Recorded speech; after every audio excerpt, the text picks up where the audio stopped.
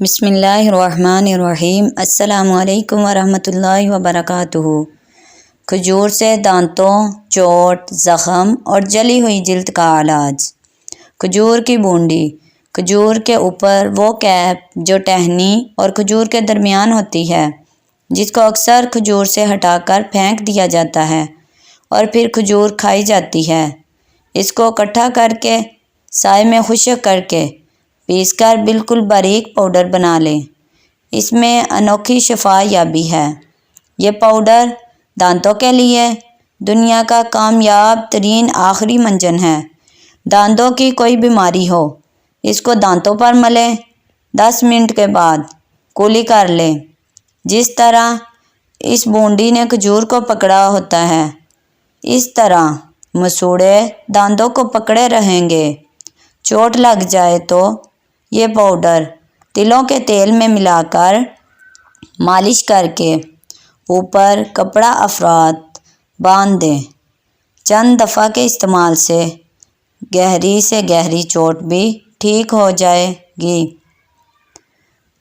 جو زخم بالکل گل گیا ہو، ڈاکٹر کہیں یہ جگہ کاٹنی پڑے گی، اس کے لیے اس پاؤڈر کو آٹے سے بھی زیادہ بالکل باریک کر کے زیتون کے تیل میں ملا کر اس کی پٹی باندھیں۔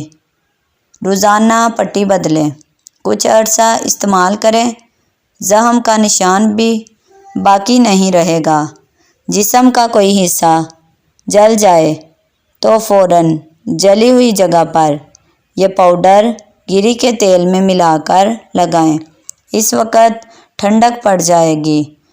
چند بار کے استعمال سے نشان بھی ختم ہو جائے گا۔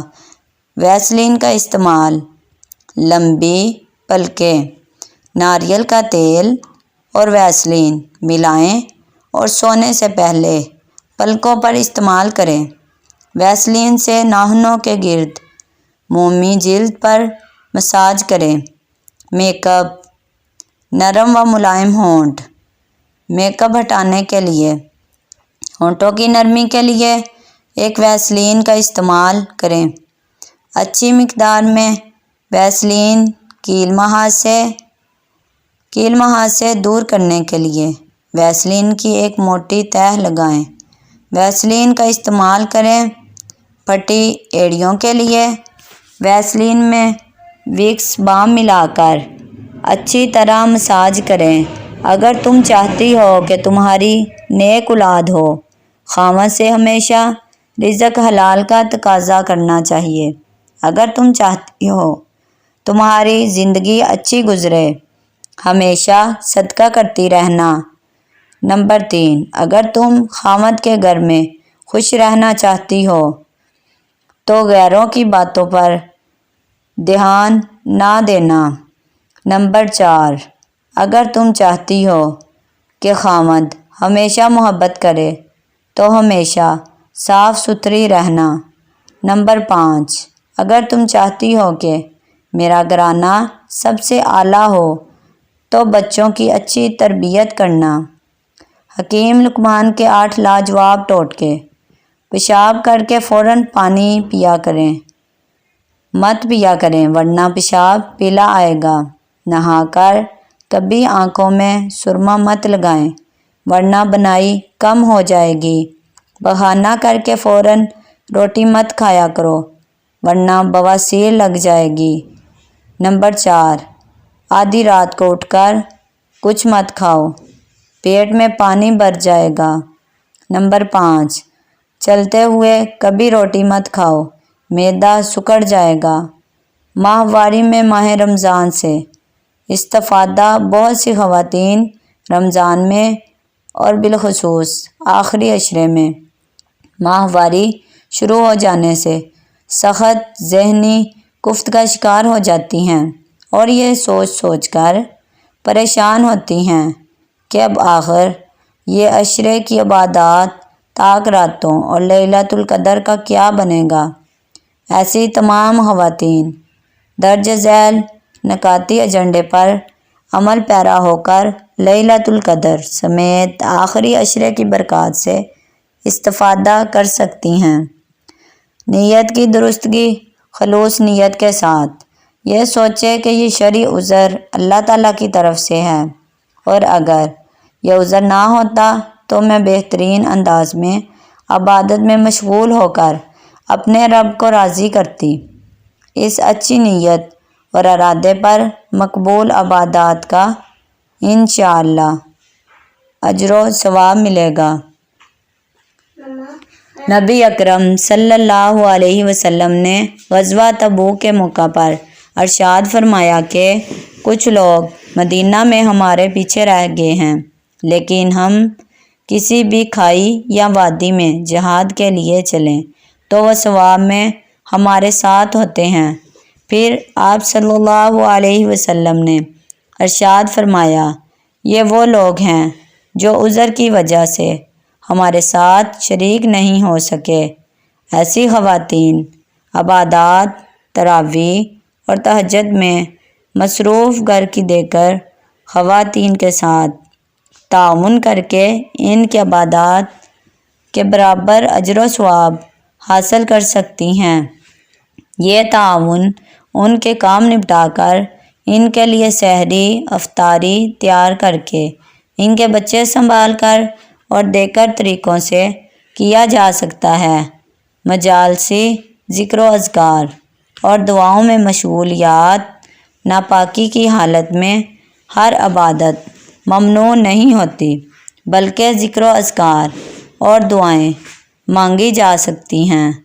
لہٰذا ایسی تمام خواتین عبادات سے بالکل یہ کنارہ کشی اختیار نہ کریں، بلکہ ذکر و اذکار، درود شریف، شب قدر کی مسنون دعا اور دیگر دعاؤں میں مشغول رہ کر آخری عشرے طاق راتوں اور شب قدر کی برکات حاصل کرنے کی کوشش کریں۔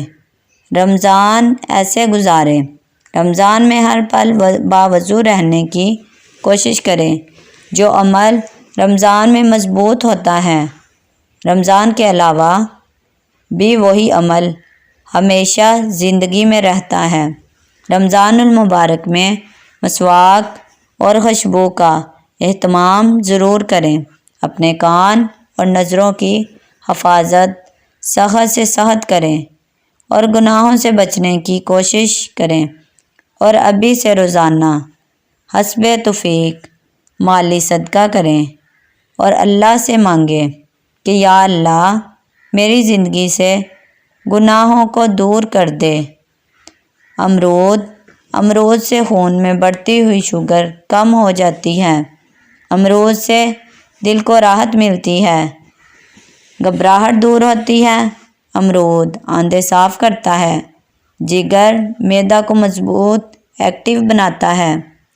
امرود بواسیر، خون کی خرابی اور آنتوں کی گرمی کو دور کرتا ہے۔ امرود کی خوشبو سے بے چینی جاتی رہتی ہے، جی کا متلانا صحیح ہوتا ہے۔ امرود بھوک کی کمی کو دور کرتا ہے۔ دل، دماغ، معدے کو طاقت دیتا ہے۔ صرف کچے امرود کھانے سے قبض ہوتی ہے، احتیاط کریں۔ گاجر کے طبی فوائد۔ سرد تر مزاج کی حامل یہ سبزی ہے۔ گاجر کا جوس یرقان بے حد مفید ہے، بے حد وٹامن رکھتی ہے اور خون پیدا کرتی ہے۔ دل کی دھڑکن اور کلیجہ کے ورم کو آرام پہنچاتی ہے۔ گاجر کا جوس پینے سے اور گاجر کھانے سے نظر تیز ہوتی ہے۔